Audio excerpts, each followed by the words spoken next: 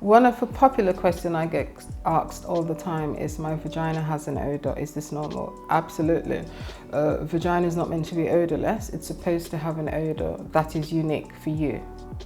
So you need to familiarise yourself with what is normal, and then you'll be able to detect, what isn't normal when there's a change.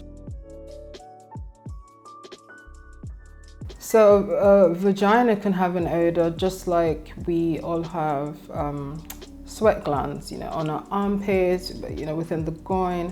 So when this reacts with the natural bacteria that's on the skin, the combination is going to give out an odor. So similar thing, if you've got a body odor under your armpit, you're likely to have an odor in the genital. So it's sort of like a reaction that happens with the sweat glands and the skin flora. So different factors can change the scent of your vagina, depending on where you are in your menstrual cycle, the start, the middle, or the end. Someone going through the menopause, if you've had products that's interfered with the normal vaginal flora, things like using lubricants for sex or semen, because the vagina is generally tending to be acidic, and certain things would make it be more alkaline, which changes the pH, and that in itself will let the vagina give off an odor. Other things could be, like I mentioned about the sweat glands. Blood is iron, which is a metal, so that can give off a metallic smell. Obviously, if you've got an infection, that can be quite distinctive, quite common for people to say. Having yeast, which is candida, it can be a bit yeasty kind of smell.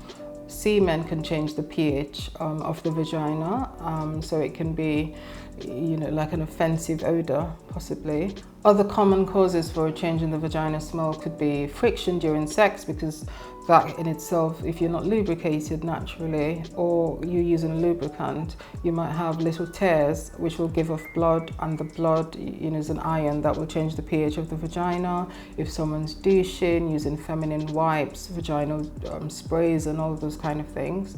If you've got a UTI, if you've got incontinence, the urine, it gives off this, it's got an ammonia, and that's like a chemical smell that you may have. It's quite important as well to differentiate where the smell's coming from. Could it be from your bottom? You need to look at all of those factors. A tip or just general practice that is quite important to do is, the vagina is a very clever organ.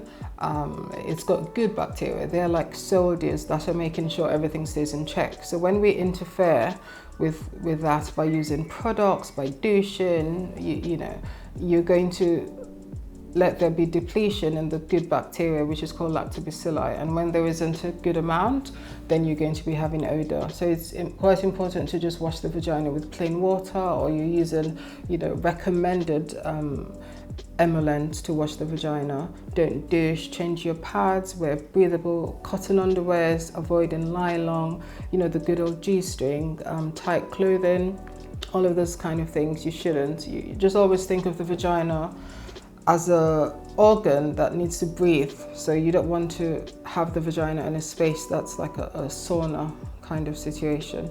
So change your panty liners, and your pads, your tampon. Another popular one is, a patient might forget their tampon, so, that can happen. So if you've put one in, just kind of remember to take one out, things like that.